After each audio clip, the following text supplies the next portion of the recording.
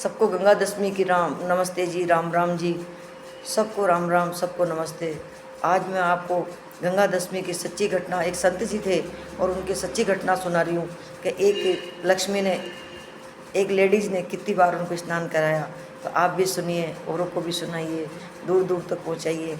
पसंद आता तो लाइक करना, शेयर करना, ताकि सब लोग सुन सके और सब लोग इसका आनंद ले सके।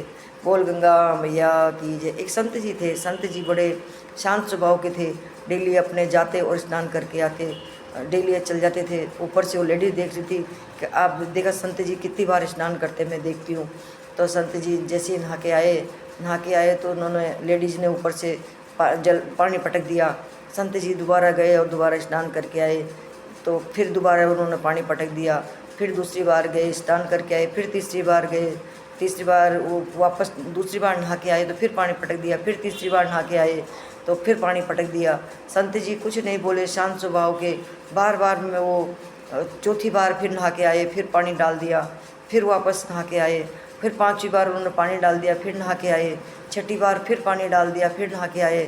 फिर सातवीं बार नहा के आए, पानी डाल दिया। फिर आठवीं बार नहा के आए, फिर पानी डाल दिया, फिर नहा के आए। नौवीं बार फिर नहा के आए, पानी डाल दिया उस लेडी ने। फिर दसवीं बार फिर पानी डाल दिया, फिर नहा के आए। लेडीज का संत जी तो बड़ा वो है, मैं तो आप जावर स्नान करके आवे, जावर स्नान करके आवे। तो अब क्या करना चाहिए? संत जी वो तो संत जी परेशान नहीं हो, लेकिन वो लेडी परेशान हो गई।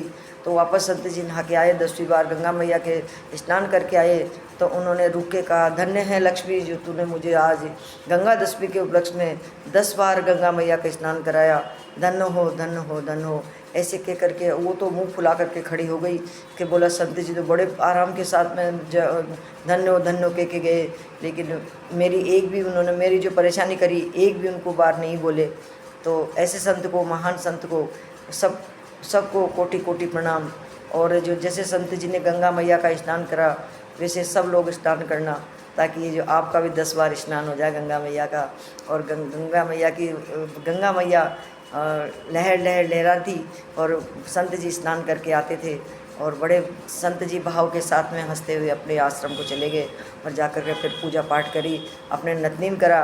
लेकिन लेडीज़ के मन में वही चलता रहा कि मैंने इतनी बार संत जी को परेशान करा, संत जी ने एक भी बार मेरे से कुछ नहीं बोला। क्यों नहीं बोला? अब उसका कारण तो कौन बताएगा क्यों नहीं बोला। तो संत जी तो बड़े स्वभाव के, शांत स्वभाव के थे, गुरु की आज्ञा का पालन करते थे। और जो बड़े नम्रता के साथ में उन्होंने वहाँ से धन्य हो कह कर चले गए। आश्रम में जाकर के पूजा पाठ करी, पूजा पाठ करके और जो उसको फिर भी धन्यवाद दिया कि आज मैंने 10 बार